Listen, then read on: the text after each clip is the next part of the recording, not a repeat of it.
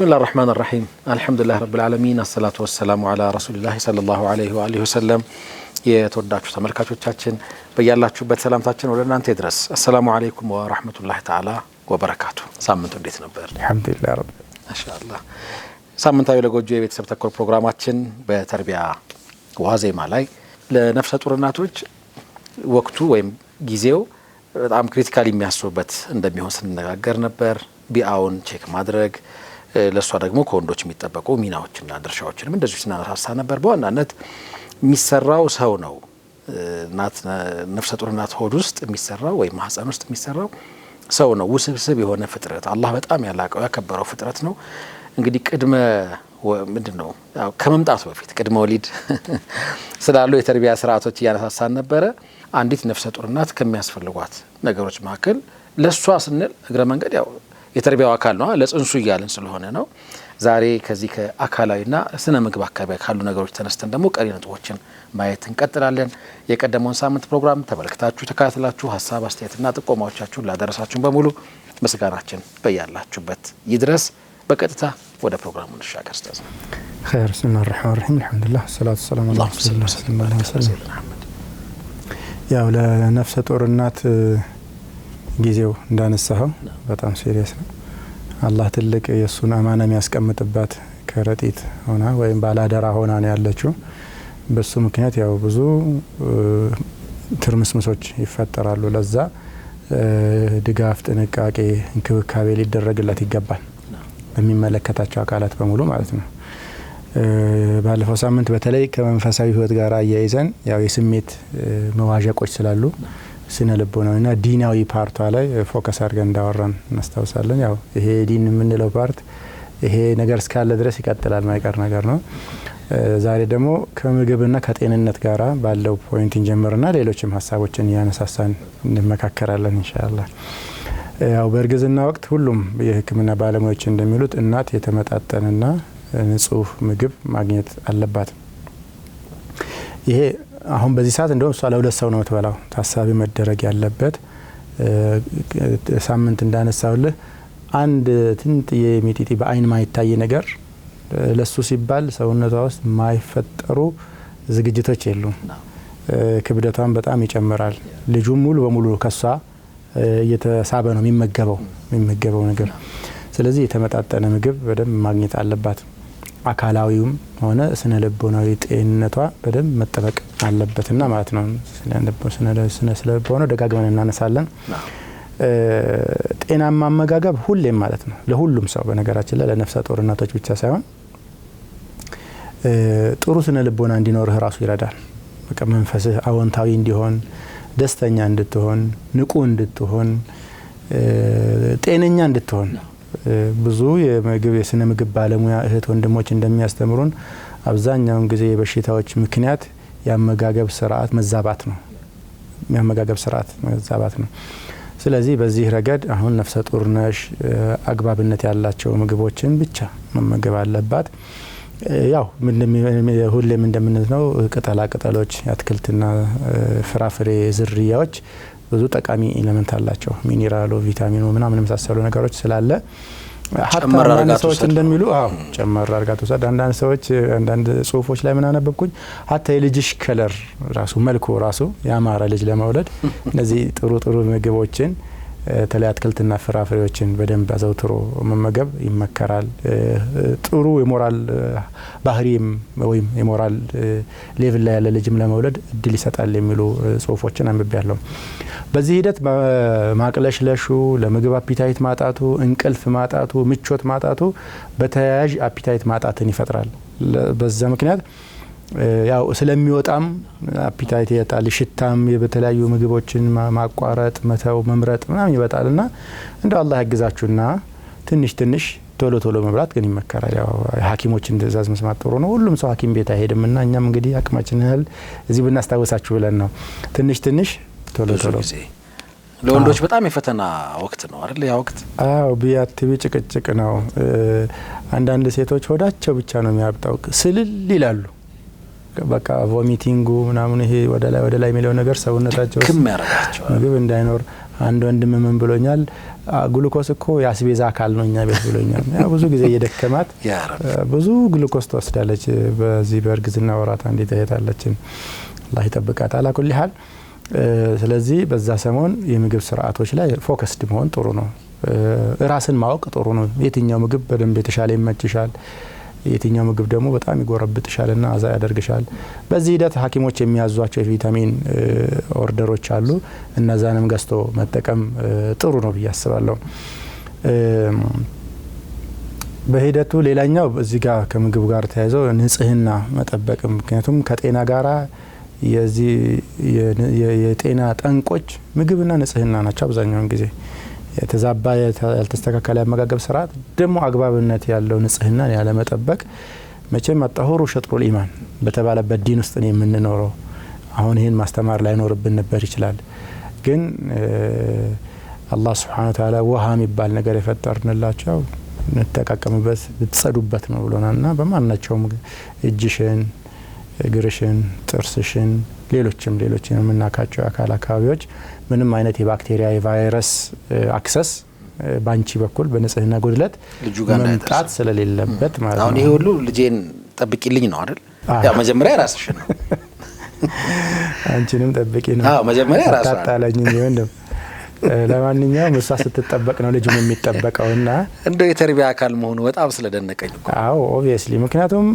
አሁን በዝርዝር መጣበታለን እሷ ስትታመም ልጇ ይታመማል የታመመ ልጅ ዋጋው ብዙ ነው በኋላ የሚያስከፍለው በተዘረከረኩ በእኛ ሰበብ በንጽህና መጉደል ራስን ባለ መጠበቅ መገኘት የሌለባት ቦታ በየተገኘች መብላት መጠጣት በሌለባት ነገር ምክንያት አሉ በኋላ መጣበቻለና የሚመጡ አደጋዎች በኋላ ይቆጫታል እሷ ነው መድከሙ አልቀረም ከመጎዳቷ መጎሳቆላ አልቀረም 9 ወር ሙሉ ማለት ነው ሁሉም ቅልፍ ማጣቱ አፒታይት ማጣቱ በስንት ነገር ነው የሚያመጣው ብትለብስ አያምርብህ ብትተኛ አይመችህ ከሰው ቤት መቀመጥ አትችል የተለያዩ ቦታዎች በተቀመጥሽ ቁጥር ሊሸትሽ ይችላል ወደ ላይ ሊልሽ ይችላል እኔ ሁሉ በኋላ መስገልገል በኋላ ጤነኛ ልጅ ለማግኘት መጣር አለብሽ የሷ መዋጮዋን ማለት ነው እዚህ ጋር አሁንም አስመሬ ማነሳው ነገር ግን ምትበዩ ነገር ሐላል ይሁንልሽ እናቴ ምንም የተመጣጠነ ምግብ አስፈላጊነቱን ብናሰምርበትም حرام ከሆነ ምግቡ ምንጭ ይቅርብሽ الرزاق والله እኔ እንደዛ አምናለሁ ሐቂቃ የቱንም ያህል ቪታሚን አስፈላጊነት ቢኖር ይሄ ቪታሚን በሐራም በተገኘ ገንዘብ መገዛት የለበትም ይቅር ቦልዶንን ልናወራ እንችላለን ይሄን ነገር ምክንያቱም ወፊ السماء رزقكم وما توعدون ከምንም አላህ Subhanahu Wa Ta'ala ሪዝቃችንን በሱ ላይ አርጎታል በማና ሰጥቶናል ዋስትና ነው ስለዚህ ይሄ ነገር ላይ በዛ ይችላል በጣም ላይ ተረፈረፍ ይችላል ቤታችን ግን ለኛ የሚበቃንን ሪዝቅ ሳይፈጥር አልፈጠረንም እና አላህ ነገ ይሄ ልጅ ሳሊህ እንዲሆን ትፈልጋለ ቀውይ እንዲሆን ትፈልጋለ ትልቅ ሰው እንዲሆን ትፈልጋለ በሐራም አሁኑ ጀምረ ሆድ ውስጥ የሷን ነው የሚበላው ባባ አንተም አላህ ልትፈራ ይገባል ብዬ አስባለሁ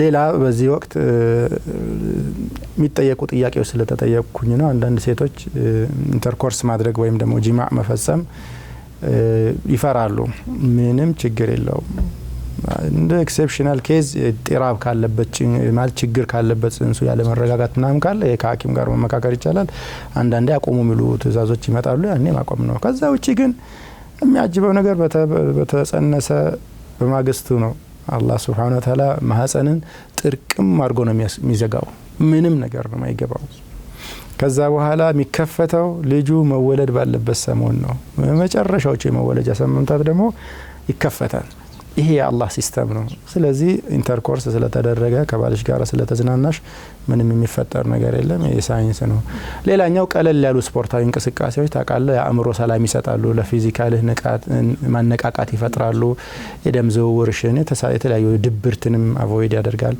ለነዚህ ቀለል ያሉ ስፖርታዊ እንቅስቃሴዎችን ማድረግ ይመከራል ይሄም አሁንም አልፎ አልፎ ሐኪሞች የሚሰጡትን ትዕዛዝ ከማክበር ጋር ማለት ነው። ችግር ያለበት ወይም ደግሞ እንዲ ሴንሲቲቭ የሆኑ እናቶችን አሉ ችግሮች ስላሉ ከዚህ ጋር ተያያዘው ቶሎ እንትን ውርጃ ምክንያት የሚፈልጉ ሴቶች አሉና እንቅስቃሴ ብዙ እንዳያበዙ የሚመከሩ ሴቶች አሉ። ተያያዥነት አለ። ሳይንሱ በደንብ ግልጽ ነው እሱ ነገርና ሐኪሞች ይሄን ይነግራሉ። አንቺ አርፈሽ ቁጭ በይ ካልጋ ማትወርጂ የምትባል እህት አለች بالمناسبة لانه ማህፀናቸው በባህሪው ቶሎ የሚከፍቱ ሴቶች አሉ። ከጊዜው ቀድሞ የሚከፈት ማህፀን ያላቸው ሴቶች አሉ። ለሱም መድኃኒት አለው። እሱን ተሰጥቷቸውም ግን ያው አስተማማኝ እንዲሆን እንቅስቃሴን እንዲገድቡ የሚመከሩበት ተጨባጭ አለ። ይሄ ማድረግ ይመከራል። ሌላኛው እርጉዝ ሴቶች አሁንም አካላዊ ጤንነታቸውን መንከባከብ ውስጥ ምን አለ የሚወሰዱ መድኃኒቶች አሉ። አብዛኞቹ በሽታዎች بالمناسبة የሚያጅበው ነገር የአላህ ጥበቃ ከለላ ወደ ጽንስ አይተላለፍም። እሷናማ ታሽቷት ምናምን ይሄዳል ልጁ ጋር አይደርስም። የሚገርም ነው።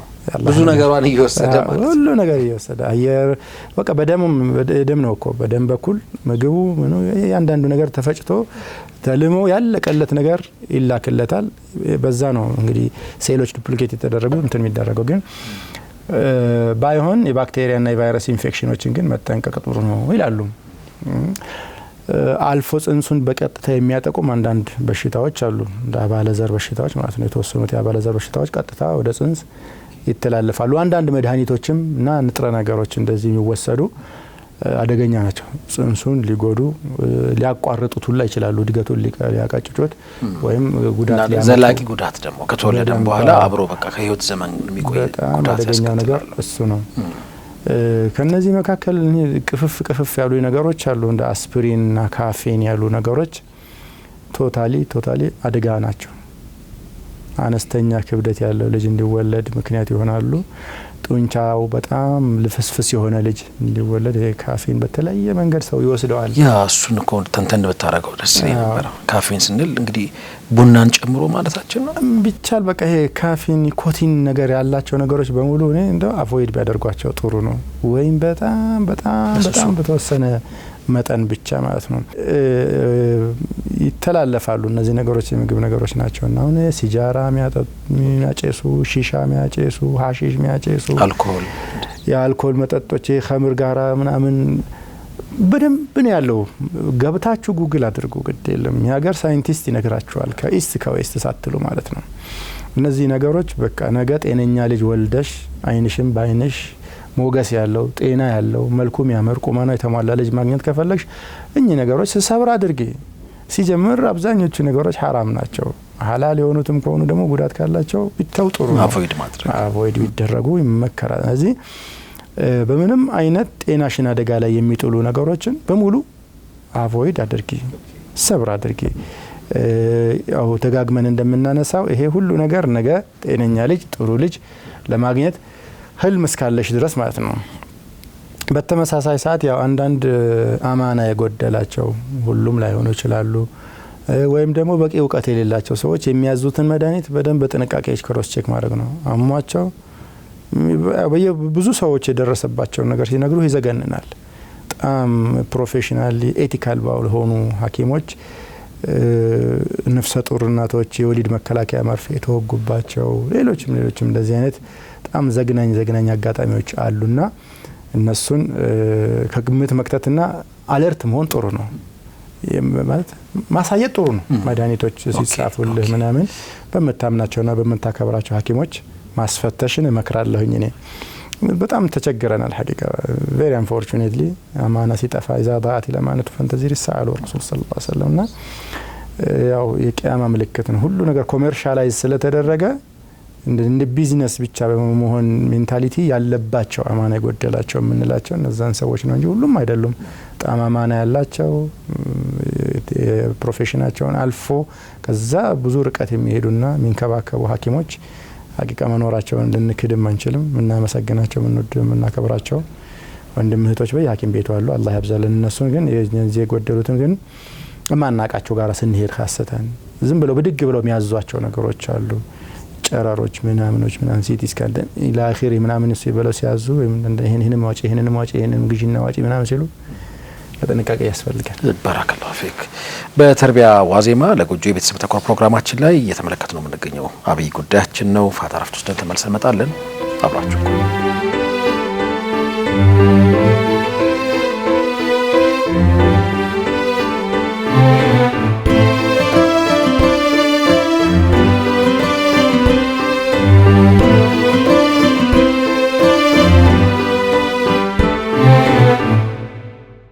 ተመልሰናል። ክቡራትና ክቡራን ተመልካቾቻችን ለጎጆ የቤተሰብ ተኮር ፕሮግራማችን አሁንም እንደቀጠለ ነው። እንግዲህ የቅድመ ወሊድ ወይም ጽንስ ላይ ስላለ ንጉስ ወይም ንግስት ነው እየተነጋገርን የምንገኘው። እነሱን እንዴት በቅድመ ዝግጅት ጤናቸውን መጠበቅ እንችላለን? የእናትን ጤና በመጠበቅ የእናትን አኗኗር ስርዓት በማዘመን የእናትን አጠቃላይ እንቅስቃሴ በመቆጣጠርና በማዳበር ፍላጎቶቿን፣ ስሜቶቿን አሁን አመጋገብ እያነሳን ነበር። አሁን ደግሞ ብትቆጠብ ወይም ደግሞ ቶታሊ አቮይድ ብታረግ ብትከለከል ብለንም አንዳንድ ጉዳዮችን ለማንሳት እየሞከርን ነበር። ይሄ ሁሉ ጽንሱን ደህንነት ለመጠበቅ ነው። ቀሪ ነጥቦች አሉ። ሀድር እነዚህ መድኃኒቶች በጥንቃቄ መወሰዳቸው ዋናው ምክንያት እጅግ አደገኛ መሆናቸው እንትኑ መጨንገፍን ሊያስከትሉ ይችላሉ፣ ወይም ልጁ ላይ አካላዊ ጉዳት ሊያመጡ ይችላሉ። ሌሎችም ተያያዥ ጉዳት አላቸውና መድኃኒት ካሰተን ዝም ብሎ መቃምና ትንሽ አሞኛል ብሎ ያገኙት መውሰድ ፍጹም የማይመከር ነገር ነው። ያው ሌላ ስነ ልቦናዊም ጫናዎች ካሉ በባልም ላይ ወንድሞችም እንደዚሁ በተለያየ መንገድ የታመሙ ሰዎች ሲኖሩ አደጋ ናቸው። ሀቂቃ ለጽንስ ቤት ውስጥ የታመመ በተለይ ስነ ልቦና ቀውስ የገጠማቸው ሰዎች ምናምን ካሉ ከነሱ መራቅ ይመከራል። በማናቸውም ጊዜ አደጋም ሊያደርሱ የሚችሉባቸው አጋጣሚዎች ስላሉ ማለት ነው። እንደ ጥቅል አእምሯዊም ሆነ ስነ ልቦናዊ ወይም መንፈሳዊ ጤንነት ሆድ ውስጥ ላለው ጽንስ በጣም ኢምፖርታንት ናቸው። ስለዚህ በሁሉም መልኩ እጇን መታጠቧ ለጽንሷ ጠቃሚ ነው ካል የአእምሯ በሰላም ማሰብ፣ አዎንታዊ እይታዎች፣ ተስፋዎች፣ ደግ ነገሮችን ማሰብ ምናምን ሰላም ይሰጣል። ውስጧ ላይ የሚከናወነውን ፕሮሰስ ኢዚ ያደርገዋል፣ ስሙዝ ያደርገዋል። በተመሳሳይ ሰዓት ከአላህ ጋር ያላት ቅርበት በጣም ይመክራሉ ትልልቅ ሰዎች። ሱብሃንአላህ እኔ ትልልቅ ሰዎችን አርቲክል ሌክቸሮች ምናምን ሰምቻለሁ። ነፍሰ ጡር ሴት አላህን ትፍራ እንጂ ይላሉ። ከማንኛውም አፍራሽና ኃጢአተኛ ተግባር ትቆጠብ አሁን እያሉ ይመክራሉ። ምክንያቱም እሷ አሁን በአላህ እጅ ናት። ሁሌም በአላህ እጅ ነን፣ ግን የእሷ ይብሳል። ሁለት ነፍስ ተሸክማ እንደ አላህን ሀያ ልታደርገው ይገባል ለማለት ያህል ነው። ምናልባት ብናነሳው ደስ የሚል ስታዛ አፎን ይሄ በተለይ ለኛ ለወንዶቹ የሚጠቅም ስለመሰለኝ ነው። እንዲህ አይነት ጥንቃቄ ጀምረን የሆነ ሰዓት ላይ ምን ተወው ነው ወይስ ያኔ እስኪወለድ ጽንሱ እስኪወጣ ድረስ የሚደረግ ክትትል ነው? ሙምኪን ከዛም በኋላ ሊቀጥል ነው። በእርግጥ ግን አሁን በዚህኛው አውድ ብቻ አስተያውራኝ። በዚህኛው አውድ ላይ ያው እሷ እስከ ወልዳ ልጅህን እስክትረከብ ድረስ እኮ በጣም ሪስኪ ነገር ነው። እኔ ማቀው ሪስኪ ነው። በቃ በጣም ከባባድ ሪስኮች ነው የምንወስደው። ገይብ ነው ነገሩ። ምን አለ የለም አናቅም። ስለዚህ ከአላህ ጋር በተያያዘ ካሰተን አላህን ማስቀየም፣ አላህ ጋር መደፋፈር፣ አላህ ጋር እንደው ደፈር ማለትና ስርዓት ማጣት ከአቅለኛ ሰው አይጠበቅም። እንኳን ሙስሊም ነን ሙስሊም እንኳን ቢሆን ማለት ነው።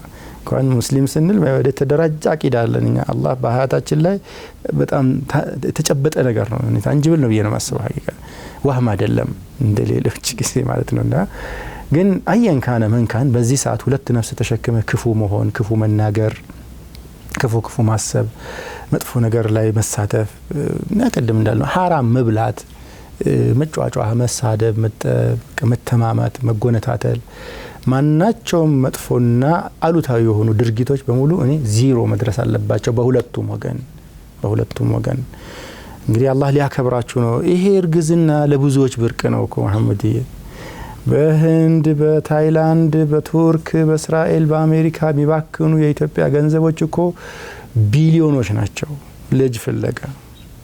በየዱዓው በየሰደቃው ቤቱ ዱዓ አርጉላት፣ ካገባች ስንት አመቷ ነው፣ ካገባ ስንት አመቱ ነው። ሚሰጥ ሚነሳው አላህ ነው።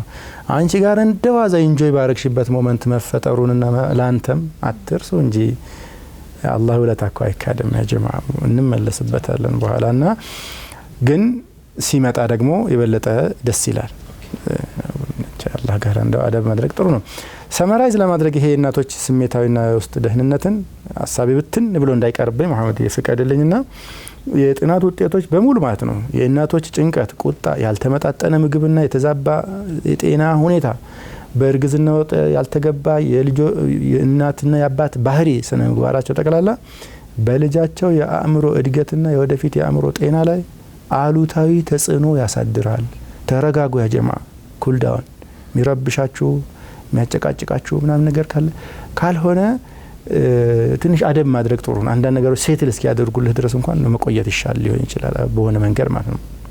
ስለዚህ በእርግዝና ወቅት ባጭሩ የሚከሰቱ ከፍተኛ ጭንቀቶች፣ ውጥረቶች የመሳሰሉት ነገሮች የጽንስን አነስተኛ ክብደት ሊያስከትል ይችላል።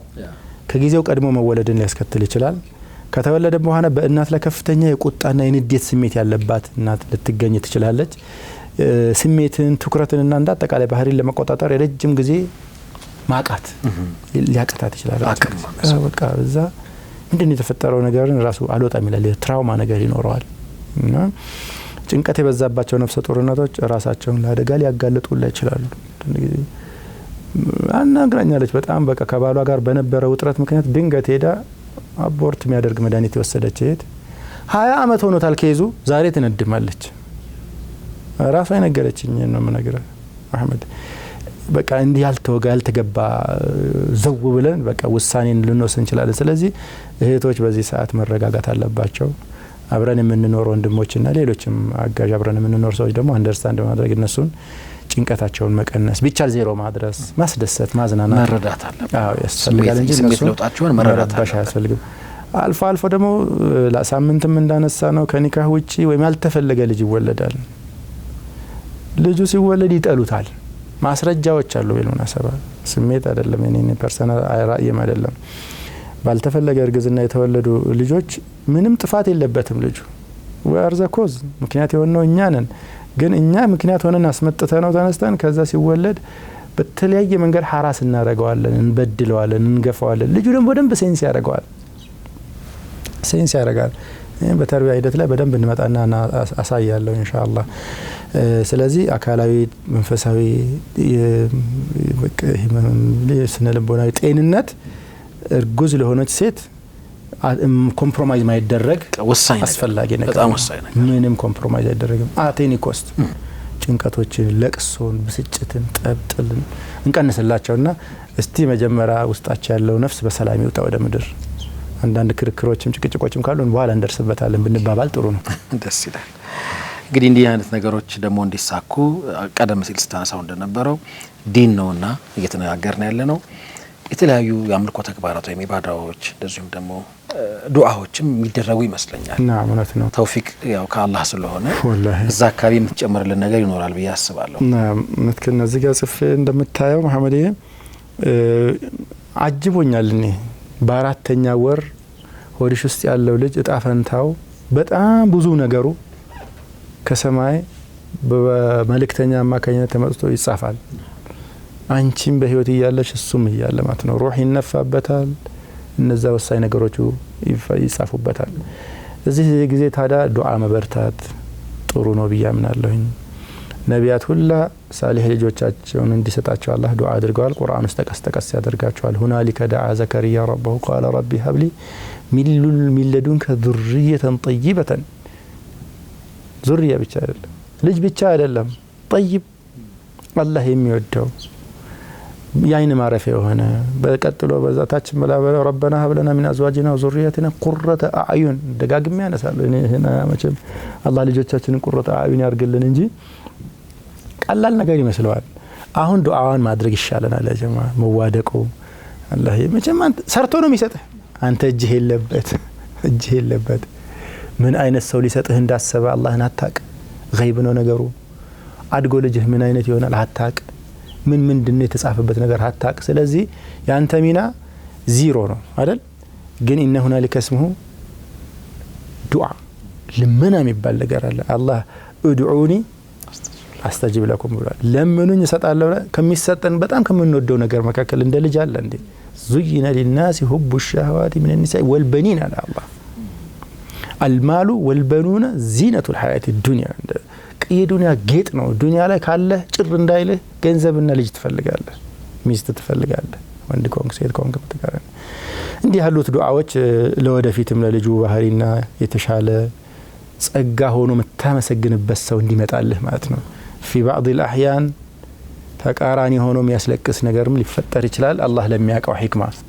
ስለዚህ በዚህ ሂደት ላይ 4 ወሩን ሩህ ሊነፋበት ሲመጣ ሰሂህ ሐዲስ አለበት እንደምታውቀው ሙስሊም የዘገቡትና ምንም ማምታች ነገር የለውም። መለኩ መጥቶ የልጅህን ዕጣ ፈንታ በሚጽፍበት ሰሞን ተወጁህ አልከ ወደ አላህ ትንሽ ዘወር ማለት ጥሩ ነው። ምንም እንደማይከሰት ነገር አላህ የምን አይነት ሰው እንደምትሰጠኝ እኔ አላቅም፣ አንተ ታውቃለህ። ወንዶችም ትሁቱን እያልክ ነው። እናቶች ባረከላሁ ፊክ አላህ ይወፍቀ። አሚን ጀዛከላሁ ኸይር። ምናልባት አሁን ደርሰናል የወሊድ ዋዜማ ላይ ነን። እዛ አካባቢ ስምት ነገር አለ። አሁን እንግዲህ የአላህ ፍቃዱ ሆኖ ጸንቶ ጽንሱ ጤናሽም ተጠብቆ የአላህ ፍቃዱ ሆኖ 38 ሳምንት አልፈናል። ያው እንደምታውቀው በሳይንሱ ከ38 እስከ 42 ሳምንት አካባቢ ኖርማል የወሊድ የሚጠበቅበት ጊዜ ነው። አላህ ሰላም ያምጣው ልጃችንን። የቤቱ ነፍሰ ጡር እህቶች ትኖራላችሁ መቼም ህዝባችን ብዙ ነው፣ ሰፊ ነው ሀገራችንና ወዳችሁ ውስጥ ያለው ልጅ በጤና በሰላም በአፊያ አላህ አምጥቶ ያስደስተን። እንግዲህ እዚህ ሰሞን ከመድረሳችን በፊት ከላይ በዘረዘርናቸው በርከት ያሉ ዝግጅቶች ማድረግ በሁለቱም ወገኖች ይጠበቃል ብዬ አስባለሁ። መሰራት ያለባቸው የቤት ስራዎች ናቸው። አባት እናት ለመሆን ለልጅ ህይወት ሙሉ ኃላፊነትን ለመውሰድ መዘጋጀት ያስፈልጋል። ቀላል ነገር አይደለም። ይሄ ነገር ያው ቁሳዊም ስነ ልቦናዊም ሆነ ነገሮች ዝግጅቶችን ማድረግ ያስፈልጋል። በቃ ደርሳለች ማለት ነው። ቢቻል በሆስፒታል ጥሩ ህክምና ባለሙያዎች ባሉበት ሆስፒታል የሚመረጥና የሚበረታታም ተግባር መሆኑ አይደለም። ለዛ ሲባል ገንዘብ ማዘጋጀት ከዚህ ፊትም ቁስም መዘጋጀት ስንል እሱን ማለታችን ነው። በቃ ሚስት ትወልዳለች ሲባል ፕሮሰስ አለ፣ ሂደት አለ። ያ ሂደት ገንዘብ ይጠይቃል። ቀድሞ መዘጋጀት አቅም በፈቀደ ለከ ማለት ነው። መታረሻ ቦታን መምረጥ ያስፈልጋል። የት ነው መታረሰው? አባት ባልሽ ቤተሰቦች እናትሽ ቤተሰቦች በተለይ መጀመሪያ ልጅ ሲሆን ጁዋሊ ልጅ መጠቅለል ምን ማጠቡም ማጥባቱ ሁሉም ነገር ስለሌለ ለመጀመሪያ ወጣት እናቶች ኻሰተን በጣም ሰፖርቲቭ ነው። ይሄ የሀገራችን ባህል ጥሩ ነው። ፈረንጆቹ 2 ልጅ 3 ልጅ 4 ልጅ ማይወልዱበት ምክንያት አንድ ወንድም ሰመራይዝ አድርጎ ነገረኝ። እንዴት አድርገው ያሳድጋሉ ላይ ማንም የሚረዳቸው የለም። እዚህ እናት ወይ ትኖራታለች ወይ የባሏ እናት ትኖራለች ወይ ታላቅ እህት ትኖራታለች። የመጀመሪያ ልጅ ሁለተኛ ልጅ ምናምን ላይ አትሊስት ልምድ ምናምን ያደርጋል። እዛ የጤና ባለሙያው ካልሆነ በስተቀር ማንም የለም። ጤና ባለሙያ ደግሞ ስትጨርሺ አያ ማሰላማ በራ ነው የምትባለው፣ ሂጂ ወደ ቤትሽ ነው የምትባለውና መታረሻ ቦታን መምረጥ ማዘጋጀት ያስፈልጋል።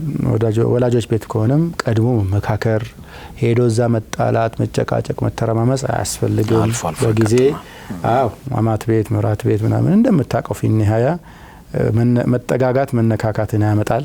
ከተነካካ ደግሞ በተለያየ ነገር ሊኖር ይችላል። ይሄን እንዴት ማኔጅ እንደምታደርጉት ቀድሞ መዘጋጀት በጣም ያስፈልጋል። ምግቦችም ይዘጋጃሉ በሀገራችንም አይደል? እናቱ ትታረስበት አጥሚቱ ምናምኑ ቀድሞ በጀት አሰናድቶ እንትን ያደርጋል። ጥሩ ባህል ነው ብዬ አስባለሁ። ያው በዘመናችን ህክምናው ስለተስፋፋ አብዛኛው እናት በሰላም መገላገሏ ያው ጥሩ ነገር ነው አልহামዱሊላህ። ነገር ግን ተወኩልን በሐኪሞች ላይ ይመጣል። ተገቢ ነው ወይ? አይመስለኝም። ፊኒሃያ ነገሩ የአላህ ነው። እንዳስገባ የሚያስወጣው እሱ ነው። በሰላም አስወጣልኝ ብሎ አላህን መተማመን እንጂ ሐኪሞች በሐኪም ስህተት ነው በምናምን ነው የሚባሉ ነገሮች ብዙ አሉ። ሐኪሞች ባለሙያዎች ናቸው። ማምን የሚረዱን ነገር አለ፣ ተፈቅዶልናል፣ ተዳወው ብለዋል ረሱል ሰለላሁ ዐለይሂ ወሰለም። ከረፍት በኋላ ልመለስና አንዳንድ ፖይንቶች ጨምርልሃለሁ። በጣም ጥሩ። የተወዳጁ ተመልካቾቻችን ለጎጆ የቤተሰብ ተኮር ፕሮግራማችን እንደቀጠለ ነው።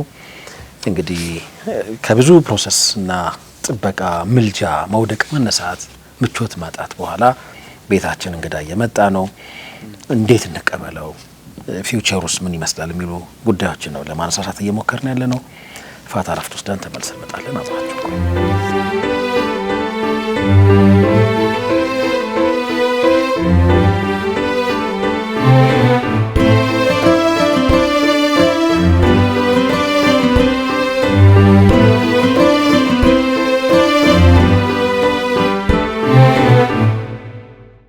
ተመልሰናል። ለጎጆ የቤተሰብ ተኮር ፕሮግራማችን ነው የተካተላችሁ የምትገኙት። እየተናገርን የምንገኘው በጣም ሁላችንም በጉት የምንጠብቀውን ንጉስ ወይም ንግስት ቤታችን ስንረከብ ስላለው ስርዓት ነው ወይም ደግሞ ትንሽ ቀደም ብሎ ስለሚኖር ቅድመ ዝግጅት ነው ልንለውም እንችላለን። ቀሪ ነጥቦችን እናነሳሳ። ሀገር እንግዲህ አሁን 38 ምናምን 9 ወር ገብታለች ብለን እናስብና በሀገራችን ባህል ያው የዱዓ ሴሬሞኒ አለ። በተለያዩ ቦታዎች ላይ ተሰብስበው ዱዓ ያደርጋሉ።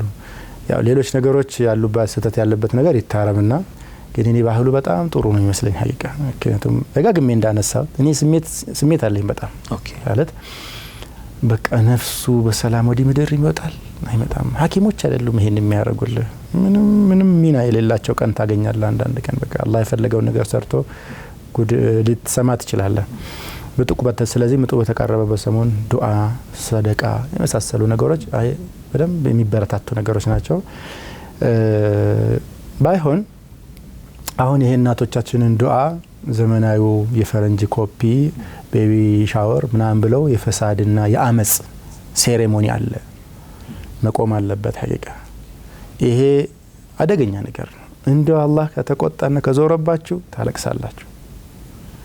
እንኳን አላህ ተቆጥቶ አይደለም ሳይቆጣም አንዳንድ ነገሮች አስፈሪ ናቸው ሐቁን ለመናገር። ስለዚህ አደብ ማድረግ ያስፈልጋል። በዛ ሰሞን መዋደቅ፣ ማለቃቀስ፣ አላህን ማመስገን፣ ተስፋ ማድረግ መለመን ነው እንጂ ቤቢ ሻወር ብሎ በጣም ዳንስና ጭፈራ ብልግና ምናምን ወካአነው በእጃችን ያለ ነገር ይመስል ነገር ምንም እንዳይከሰት ይመስል እጅግ አደገኛ ነገር ነው። እኔ ጎበዝ ሴቶች አዲሽናሊ እንደውም ወሲያቸውን ጽፈው ያስቀምጣሉ። ምን እንደሚከሰት አይታወቅም። ነፍስ ከሆድ ሲወጣ ነፍስ የመስጠት ያህል ከባድ ስራ የላትም እንኳን እንዴት ብዙ ችግር ሊከሰት ይችላል። አላህ ጋር ያደርገው የሚታወቅ ቦታ ወይ ለሚታወቅ ሰው ጽፎ መስጠት ብልህነት ነው። ለአንድ ሙስሊም ለሰው የሚነግረው ነገር እያለ 2 ወይም 3 ቀን ማደር ከልክለዋል የአላህ መልእክተኛ። አባ እንጂ አይነት ከባድ ኢቨንት ፕሮሰስ ሲደረግ በበራህ ላይ ምንም እንደማይከሰት ነገር እርግጠኛ መሆንና ሀሳቦችን ይዘህ መተኛት የለብህም። ጻፊው ምንም አትሆንም ኢንሻአላህ። አልባሳት መጠቅለያ ለህፃኑ ለእናትም በቂ አልባሳትን ማሰናዳት ይበረታታል። ከዛ ሞመንት ላይ ደርሶ ከማንተን ከማድረግ ማለት ነው። በዚህ ሂደት የታማኝ ህክምና ባለሙያዎችን ምክርም መስማት እጅግ አስፈላጊ ነው። አንዳንድ ሰዎች በራሳቸው ይተረማመሳሉ። ሁሉን ነገር በጥርጣሬም በማየት አጣብቂኝ ውስጥ የሚወድቁበት ጊዜ አለ። እኔ ምኞቴ እርግጠኛ ነኝ አንተ ምኞት ማለት ነው ሁሉም ነፍሰ ጡር እናት ልጇን አቅፋ እንድትስም ነው። ግን የአላህ ውሳኔ ሆነና አንዳንድ ቀን የተለየ ነገርም ልንሰማ እንችላለን። ትንሽም ቢሆን የዝግጅት ማድረግ ያስፈልጋል። በኋላ መለስበታለሁ ለመጨረሻ ሰዓት ካለኝ። እዚህ አሁን ልጁ እንደመጣ ተስፋ አደርጋለሁ። ወላ ተወልዷል ልጃችን እንኳን ደህና መጣ እንበለውና ምንድነው አሁን እንደ ሙረቢ የአባቴ እናት ሚና ኦኬ ልጃችን ተወልዷል አልহামዱሊላህ። በየትኛውም ጾታ ቢሆን አንተ ስል ወንድ ማለት ብቻ አይደለም እና የእናቶች ደስታ ቀን ነው። ኦፍ ኮርስ አባቶችን በጣም የሚደሰቱበት ነው። ካረገዙበት ባልተናነሰ ዛሬ የበለጠም ሊደሰቱ ይችላሉ። ጤነኛ ሙሉ አካሉ ያለ በቃ ዘመድ ሱብሃንአላህ አቻ የሌለው ዘመድ ማለት ነው። ሁሉም ዘመድ ወሰን አለው። ይሄ ልጅ ወሰን የሌለው ዘመድ ነው እንደምታውቀውና ይሄ ልጅ በሰላም መጥቷል። እንኳን ደህና መጣ ልጃችን አርሂቡ አህለ ወሰለም እንበለውና ለአባትና እናቶች አንዳንድ ምክር አለኝ። ልቀጥል። የተርቢያ አሁን ሀሁልን ነው ተማም እንግዲህ አንዳንድ ሰዎች በተሳሳተ መንገድ ተርቢያ እንግዲህ አሁን ይሄ ህፃን ልጅ እኔ ምን ሚና አለኝ ያው የእናት ስራ ነው ይላሉ። ልጁ ትልቅ እስከሚሆን ድረስ እናት ሲያቅታት ነው እንጂ እኔ የምን ተርቢያ አለኝ። ባባ እንዴት ተርቢያ እንደምትጀምር ላሳየ። እናት በዛ ጭንቅ ውስጥ ሆና ወለደችው። መጠቅለያ ያመጡና አዋላጆች ነርሶች ጥቅልል አድርገው ለማን ነው የሚሰጠው? አባቱ ማን ነው? አባት ይሰጡና ታረጋዋለህ ደረትህ ላይ ከፍ አድርገህ ተርቢያ ነው። በነገራችን ላይ ኢሞሽናል አታችመንት ከባድ ተርቢያ ነው። በቃ ማፍቀር መውደዳችንን እንናገራለን ለልጆቻችን። አንዳንዴ አቅፈን እንናገራለን አይደል? አቅፋቸው አንዳንዴ ልጆች አልወጣም ይላሉ። አላስተዋልከም? ይከፈር የሆነ ቀናት ጠፍተህ ከነበረ በተለይ እኔ ሴንስ ያደርጋለሁ እንደዛ ልጆችን ያቅፉና አይለቁህም። ቆይ ደቂቃዎች ሊወስዱ ይችላል። 2 ደቂቃ 3 ደቂቃ 4 ደቂቃ ሊያልፍ ይችላል። ይሄ ኢሞሽናል ቦንዱ የሚፈጸመው የመጀመሪያ ቀን ነው። ከዛ በቀኝ ጆሮ አዛን በግራ ጆሮ ኢቃም ታርግበታለህ። እንግዲህ በአባት ተርቢያ ጀመርክ አልጀመርክም እየነገርከው እኮ ነው። ምንም አይሰማም ብለህ እንዳታስብ። ናም አሁን በዚህ ሰዓት ሚኒንግፉል ላይሆንለት ይችላል፣ ግን የአላህ መልእክተኛ ትእዛዝ ነው አርጉበታሉ።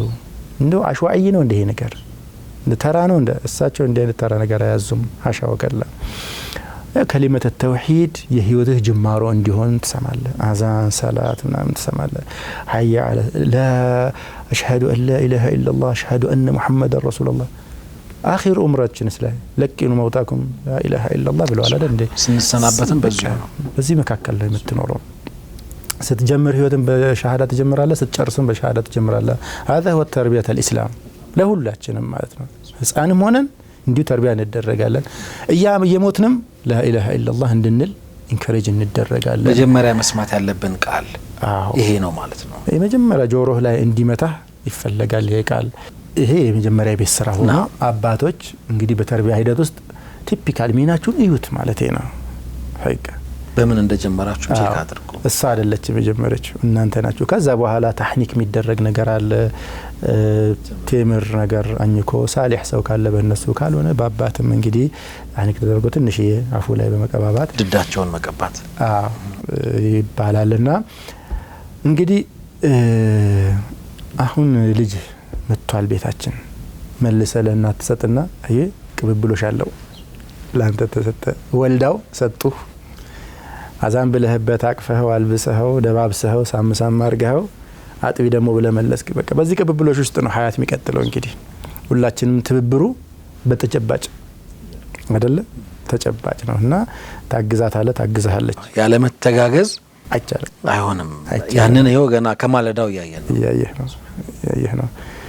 እንግዲህ እንኳን ደስ ያለሽ እخቴ ተመልሰው ልጅሽ ደረትሽ ላይ ልጥፍ ሲደረግልሽ ጡትሽን ስትሰጪው ያሉ ስሜቶች ምናምን ወርሹር አዲስ ናቸው። በህይወትሽ እንዲህ ተሰምቶሽም የሚያውቅ አይመስለኝም። አላህ ከሳሊሆች ከተቂዮች ከደጋጎች አድርጎ አላህ ያሳድግልሽ። ምኞትሽ እሱ ነው። ሲኳልም ሲዳርም ለማየት ሲመረቅ ሲሐፍዝ ሲቀራ ለቁም ነገር በቅቶ ለማየት ደግሞ አላህ ዑምር ይስጠን። ለሁላችንም እንደዛ እንድትደርሺ ምናቴ ነው። አባትም እንኳን ደስ ያለህ ነው።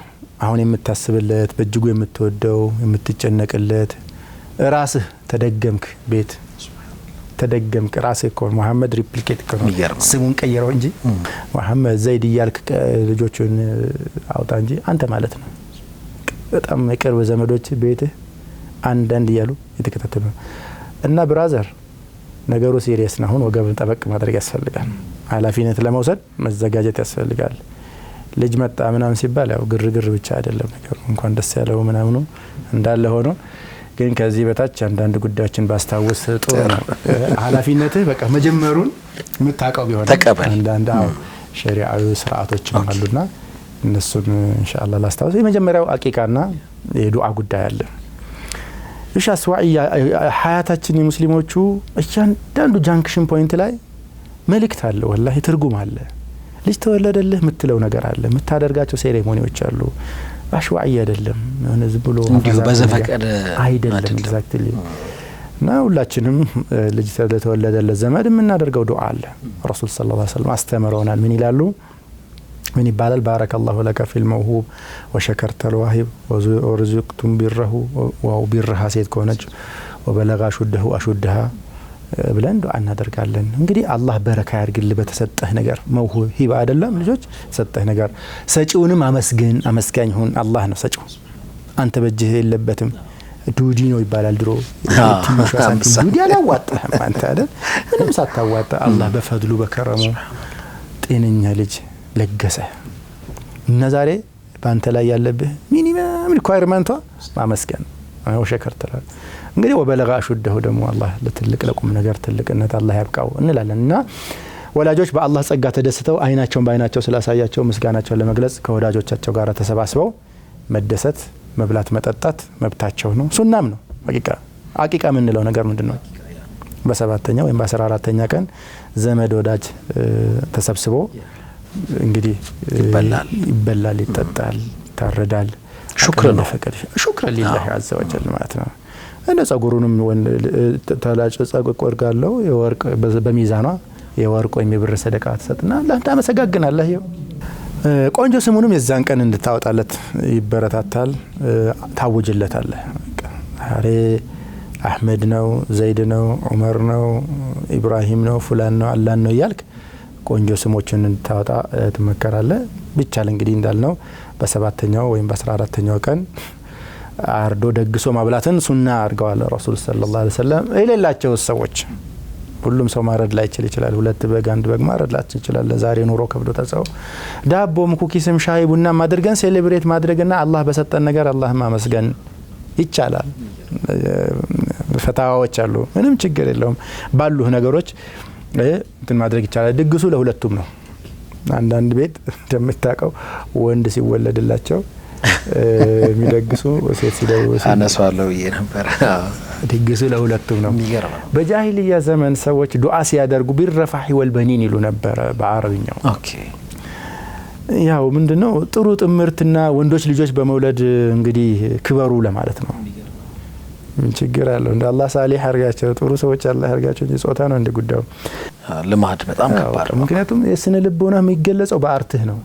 ሰው በአንድ አርት ውስጥ የህብረተሰብን ስነ ልቦና በሰርጉ፣ በዘፈኑ፣ በለቅሶው፣ በምኑ በዛ ያንጸባርቃቸዋል። የኖረበት እሴቱ በነዛ ይንጸባረቃል። ስለዚህ አላኩልህ የአላህ መልእክተኛ ደግሞ በሰርጉም በወልደቱም ያሉትን ሰምተሃል። ባረከላሁ ለከ ፊል መውሁብ ወሸከርተ الواهب ወበለغ አሹደሁ እንጂ ሌላ ክፍረተ ሶስት አልገቡም። ለተጋቡም ወላጆች እንደዛ ነው የሚበለጋ ባረከላሁ ለከ ወባረከ አለክ ወጀመዐ በይነኩማ ፊ ኸይር ለሁለቱም ነው የሚደረገው። እንግዲህ ወላጆች የመጀመሪያ ሚና እንግዲህ እኔ ማምነው አላህ የሰጣቸውን ጸጋ ተቀብለው ማመስገን ነው። فأما بنعمة ربك فحدث አውራው ማለት እኮ ነው። والله አውጅ አላህ እንዲያረጋልኝ እኮ ብለህ አላህ ባለውለታህን አስተዋውቅ ነው። ባለውለታህ ነው አላህ እና እሱም እንደዚህ ይላል እኮ فبأي آلاء ربكما تكذبان በየትኛው አላህ ጸጋ ነው እሱ የምታስተባብሉት ያ ጀማዓ ይለናልና ስለ ስም አወጣጥና ሌሎች ነገሮቻችን ሳምንት ተመልሰን ብንመጣ ይሻላል ይመስለኛል። መሐመድ ብዙ ዝርዝር ሐሳቦች አሉበት። ሐቂቃ ላይ እንቆም ማለት ነው። ሐቂቃ ብዙ ጊዜ ሐቂቃም ስለሚባል ነው። ሐቂቃ አልሰማም። የግራ መንገድ መተራረም ጥሩ አይመስልም። ሐቂቃ ወጥቶለታል ይባላል። እንደሁ ደግሞ ሐቂቃ ያልወጣለት ልጅ ማድሪ ሰምተም ሊሆን ይችላል አላቀም ከተርቢያ ጋር ይገናኝ ይሆን ከሚላ በጣም ይወጣል ወይም አፈንጋጭ ልጅ ነው፣ ረባሽ ነው፣ ቤት ውስጥ የሚቀውጠው። እንደውም አንዳንድ ጊዜ ሐቂቃ አልወጣለትም እንዴ ይባላል። የተለምዶ ንግግር ነው ይመስለኝ፣ ግን እኔ አልሰማሁም። ባይሆን ቃላቶቹን እኔ የሚያስቁኛል። ሐቂቃ ምናምን በጣም እኮ የተለያየ ትርጉም ያላቸው ቃላቶች ናቸው። ግን አንዳንድ ሰዎች ደግሞ ሐቂቃን እንዴት ነው የሚረዱት? እንደ ሰደቃ ለሚስኪን እንደሚሰጥ ሰደቃ አድርገው አርደው ያበሉ ሰዎች አሉ። ይሄም ትክክል አይደለም። ሐቂቃ ጓደኞችህ ዘመዶችህ ጋራ የደስታ የሴሌብሬሽን አካል ነው። እዛ ውስጥ ሚስኪኖች ይገኙ ለመሳህለን ለምን 3 ቦታ የሚባለው እሱ እኮ ዱህያ ነው። ሐቂቃ ላይ እንደሱ አይነት ስርዓት የለም እንዴ? አልሰማሁም እኔ። የለም ሐቂቃ ላይ ደግሰህ ማብላት ነው። ወዳጆችህን ዘመዶችህን አላህን አመሰጋግኑኝ ነው። አመሰጋግኑኝ አላህን እናመስግን ነው። ገባህ? አላህ እንዲህ ያለ ፈድል ዋለ እኔ ላይ እንጂ ለወዳጅ ዘመድ አንድ እጁን ለቤተሰብ አንድ እጁን ደግሞ ለመሳጅ እጁን እንደደግስ አብላቸው። የዛን ቀን ለተሰበሰቡ ሰዎች መብቱ እሱ ነው፣ ሱናው እሱ ነው። አጥንቷ ይከሰከሰም ይባላል የሚሉ አሉ። ችግር የለውም የሚሉም አሉ። አመቺ በሆነ መንገድ ብቻ ይባላል። ኦኬ አንዳንድ ጊዜ በጣም ትልቅ ድስት ላይ ነው የሚገባውና እንደውም ቤት ውስጥ አሁን ዚራት ማለት ተፋኡል ነው የሚሉ ሰዎች አሉ። ራት ቀርበው ምን ነው ሐቂቃ ወጣ ረግሽ ይባላል። አጥንቱ እንዳለ ሳይቆራረጥ ሲመጣ ማለት ነው። እንግዲህ ሁሉም ችግር የለውም። ፊኒያ ቆራርጠን መብላታችን አይቀርም። ኦኬ በጣም የሚያቀሉ ነገሮች ናቸው። ጀዛከላሁ ኸይር። እንግዲህ እንዴት አይነት ስም እናወጣለን? ከዛ በኋላ ደግሞ የግርዛት ስርዓት ላይ ምን መጣለን? እዛ አካባቢ እንደውም ክሪቲካሊ የሚነሱ ጉዳዮችም ስለሚኖሩ ዲቴይል እናያቸዋለን። የተወዳጁ ተመልካቾቻችን እንኳን ደስ አላችሁ። ቤት ውስጥ ንጉስ ወይም ንግስት መታለች። አሁን የማለዳ ስርዓቶችን ነው ለማየት እየሞከርን ያለ ነው። ከዚህ በኋላም ያው ከህይወታችን ጋር የሚነጠል አይደለም የእስልምና ስርዓት። አጠቃላይ ነው ስርዓታችንን ሚን ቢዳያ ይሄ ለኒሃያ ድረስ የሚከተል ነውና በእያንዳንዱ እንቅስቃሴያችን ውስጥ የሚደረጉ ስርዓቶች አሉ። ይሄ በእስልምናና በሙስሊሞች ህይወት ነው። ይህንን ስንል እነሱ ምን ይመስላሉ፣ መቼ ምን ይደረጋል እና ተያያዥ ነገሮችን ቀጣዩ ሳምንት ላይ ኢንሻአላህ ወደ እናንተ እናደርሳለን። በያላችሁበት የተዋበ ጊዜ እንዲሆንላችሁ ተመኘን። በድጋሚ ለጎጆ የቤተሰብ ተኮር ፕሮግራማችን የዛሬው የስካሁኑ ነበር የሚመስለው። አላህ ሱብሓነሁ ወተዓላ እድሜ መርቆ በቀጣዩ ሳምንት ያገናኘን። እስከዛ እንግዲህ ለወለዳችሁ መብሩክ ብለናል። ለተቃረባችሁም አላህ ሱብሓነሁ ወተዓላ እንግዲህ ኢንሻአላህ ከምትፈሩት ከምትሰጉት ነገር ነጻ አድርጎ ልጃችሁን ፍሬያችሁን እጃችሁ ላይ ያስገባው የሚል ብንመኝ ጥሩ ነው። ተመኘን። ሰላም አለይኩም ወራህመቱላሂ ወበረካቱ።